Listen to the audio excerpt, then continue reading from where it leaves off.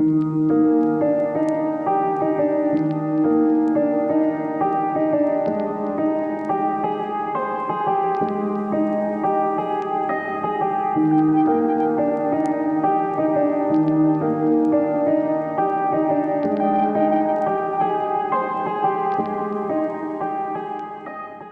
morning.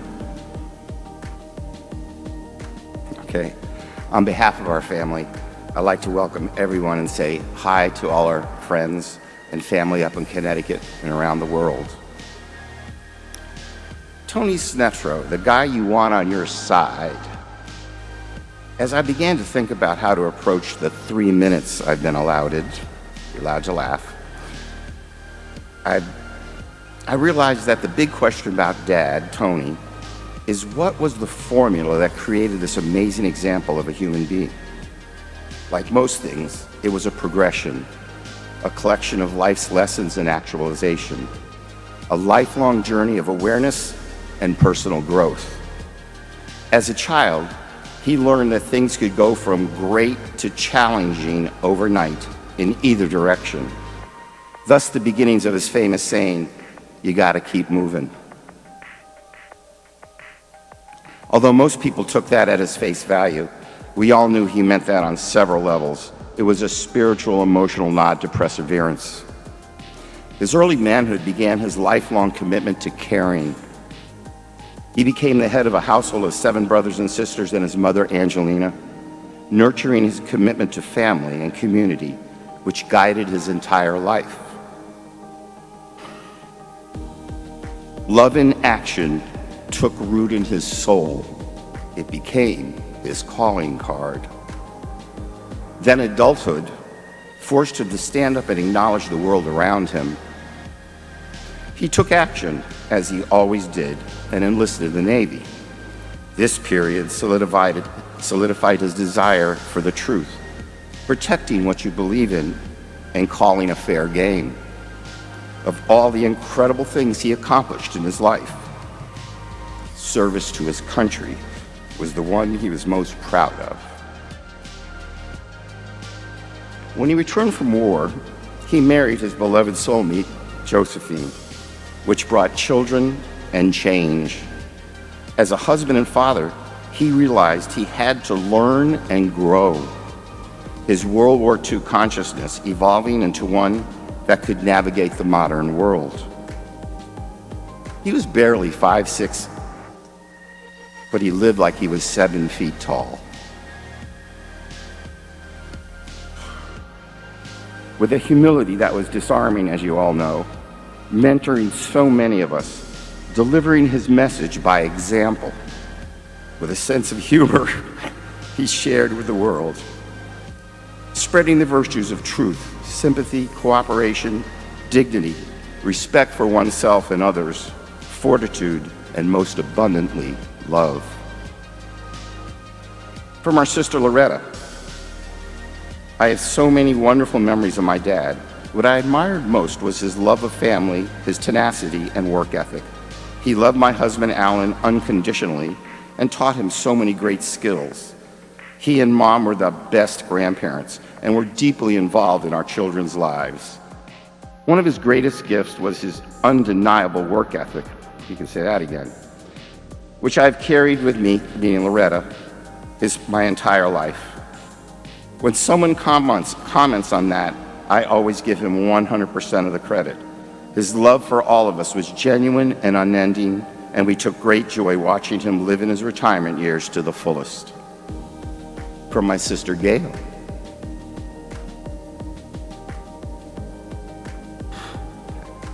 Daddy, you have taught us so much. The meaning of compassion, the plight of the poor and dispossessed, humility, ever frugal towards yourself. You were totally generous to others. A generosity of spirit we will never forget. With a squint in his eye, you knew he saw you. I know, Daddy, you will always see me, walk beside me, and be all with ones who loved you so very deeply.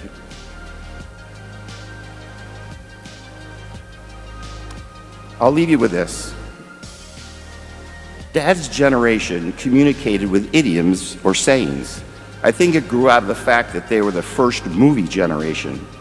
They would see notable lines delivered by their movie stars, and they would be repeated and altered, becoming part of conversational speech. When asked on CNN what his secret to his long life, after he hit them with one of his zingers, hot peppers, he got serious, as was his style, and said, "You gotta keep on moving." Like my mom's, whose sayings always went way beyond the practical interpretation, for Dad, "You gotta keep moving" meant, besides the obvious advice from a man who was always in perfect shape his entire life, put a lot of us to shame. He was amazing on that level, and what a great athlete. We all have to keep moving through our spiritual, emotional, and personal life's journey, is what he meant.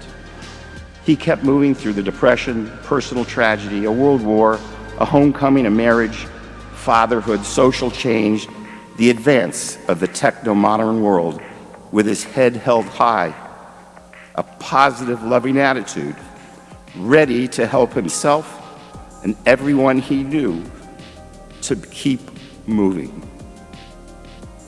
A humorist, a family man, a musician, an incredible athlete, a builder, a craftsman, an artisan, one truly incredible human being, and a shining example of the greatest generation.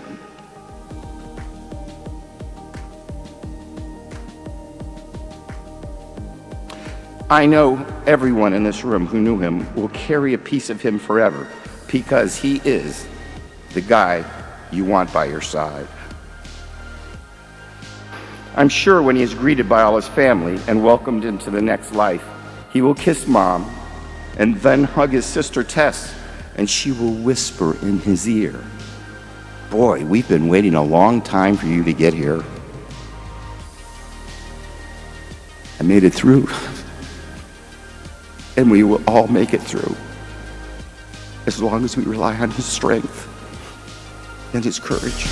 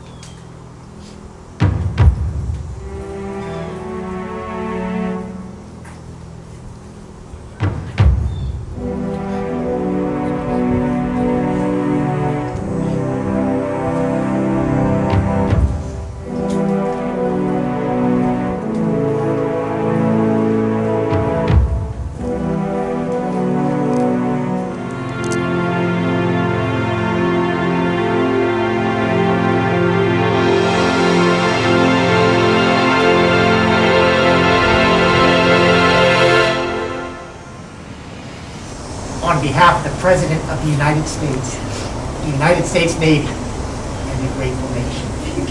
Please accept this flag as a symbol of our appreciation for your father's honorable and faithful.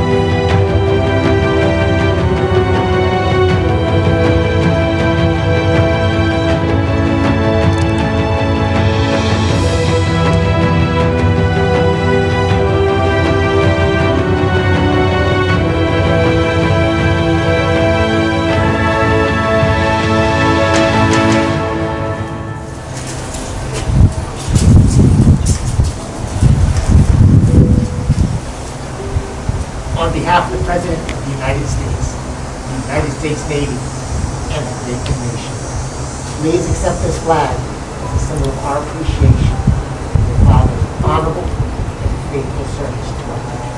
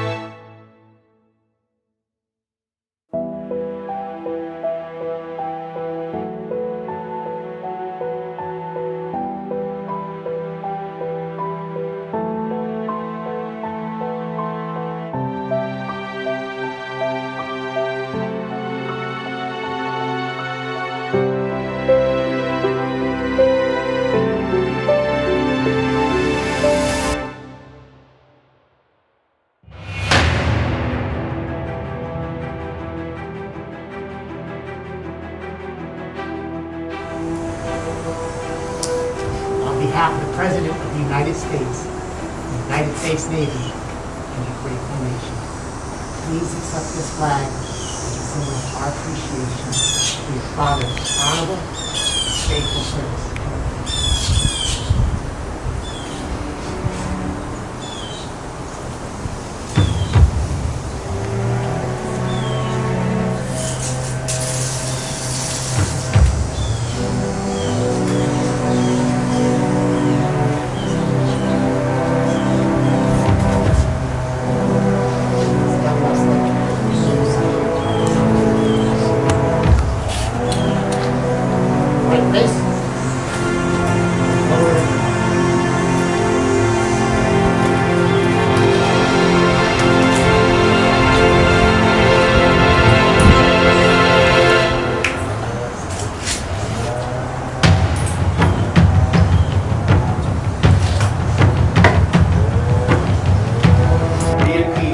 Soldier, you have served us well.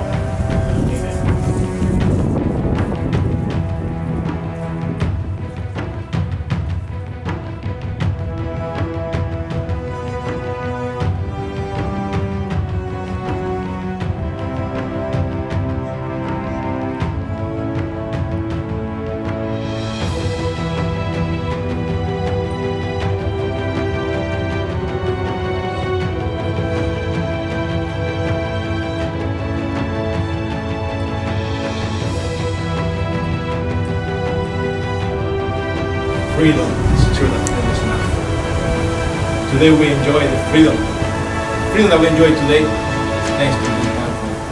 We're willing to put aside the civilian life for 3-4 years to serve for us, especially in World War II. That's amazing. I'd like to bring up first my sister Gail, who has to say a few words.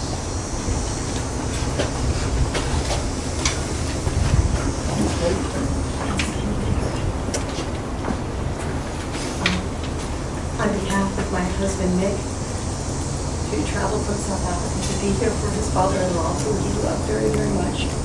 our 2 children who are not able to be here. I'd like to share with you a poem that I wrote in 1994 for my father, who, as you know, was a great carpenter, musician, skilled artist. And I read this to him. It's called My Father's Hands. Does he know I even notice them? All the years behind them blend. The honesty, the dignity, the compassion in my father's hands. A life carved with skill and care, stones and trees transformed, building shelter from life's storm. My father's hands. Patient calluses and self-sacrifice blisters, humility of hammer and axe, giving me life and dreams. My father's hands. The music man, filling my childhood with joy, of dreams realized and dreams which remain in the palm of my father's hand. To the artist, to the man, in my father's hand. Thank you, Gail. And now I'd like to bring up my brother-in-law of many decades. On behalf of Loretta and myself, I want to tell you a little bit about the Tony that we knew and loved. I was 13 when I first met Tony Snetro. I don't think he was what you would call excited to meet me. I know I was petrified to meet him because, you see, I had come to his house to take his then 14-year-old daughter, 13-year-old daughter, out to a junior high school party. While Tony was slight in stature, he was an iron-willed giant in my eyes at that time. The relocation of his immediate family from Connecticut to Coral Gables, where he had no job lined up and only knew 2 other people, showed the determination and grit to protect and provide for his family that guided him through his entire life. Over the next 57 years, as I spent time with Tony, after marrying the little girl he was trying to protect me from. There was a shotgun involved, but I digress. My love and admiration for him continues to grow. With limited formal education, he started his own business, competing in residential construction in South Florida, a most challenging industry at the time. He frequently applied his common sense and frugality to architects, no offense, plans to help save money for his customers. At the end of his building career, he was able to look back proudly on many beautiful homes he built in Coral Gables and the surrounding areas. Over the years, one of the things I came to appreciate about Tony was his work ethic. He never gave up, nor did he shy away from manual physical activity required to build a house. While he credits his longevity to hot peppers, which he did eat almost every day, I really think it was the fact that he always worked outside in the heat and humidity of South Florida. It conditioned his body and his mind. I look back and I still shake my head when thinking about Tony and the time he built an addition to our first real house.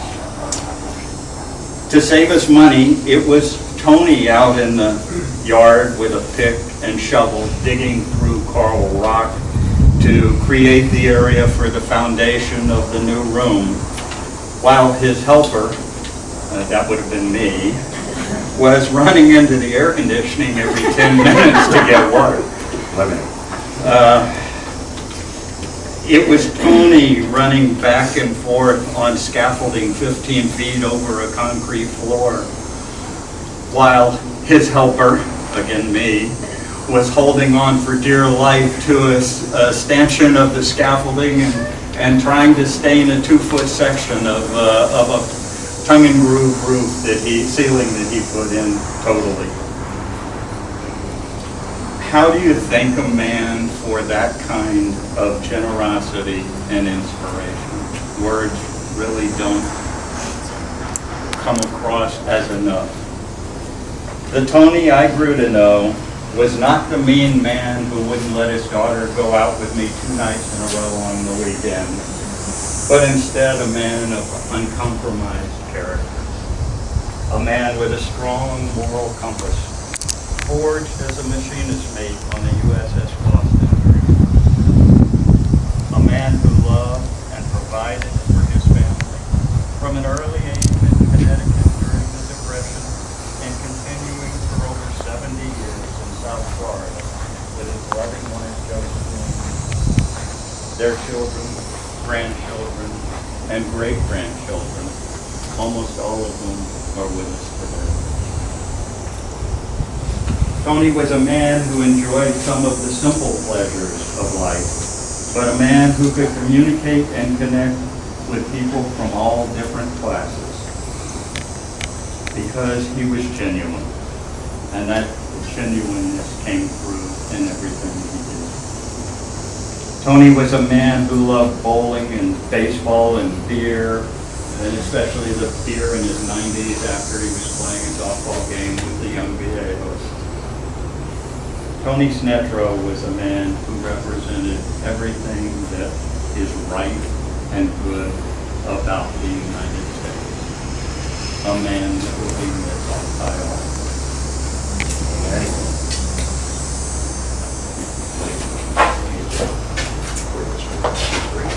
My wife, Donna.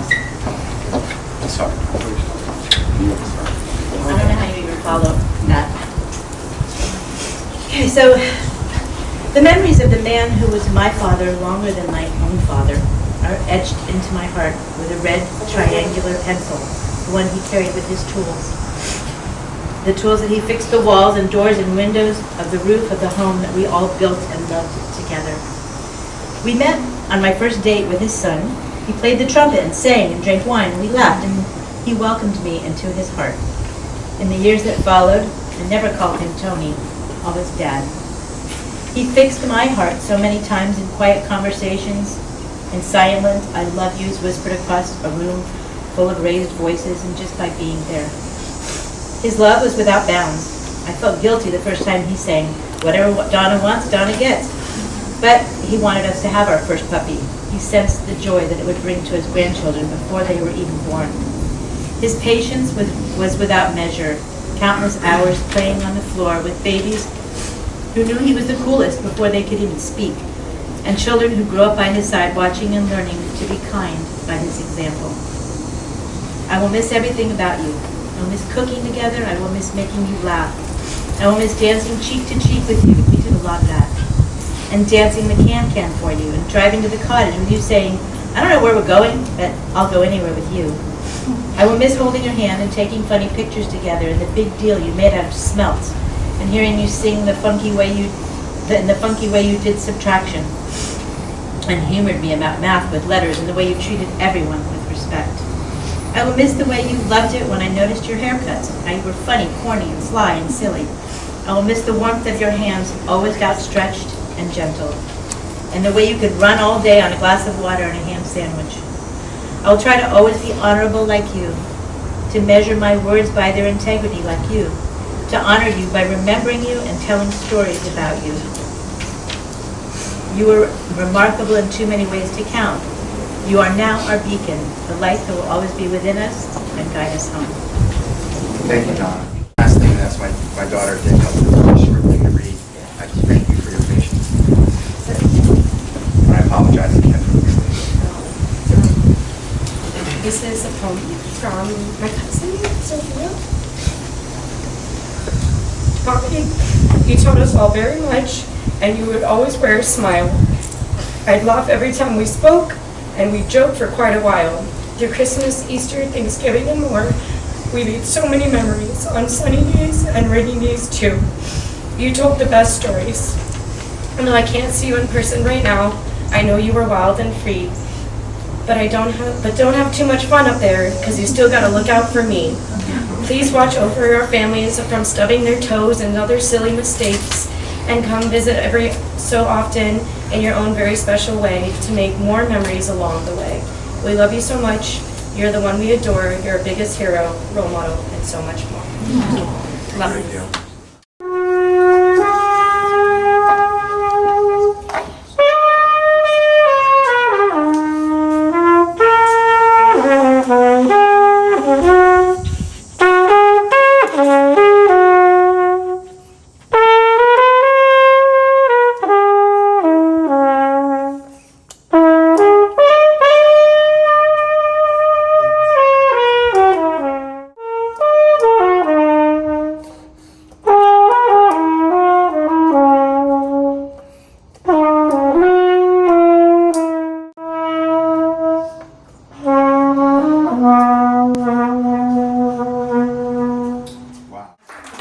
That's my dad's horn he's playing.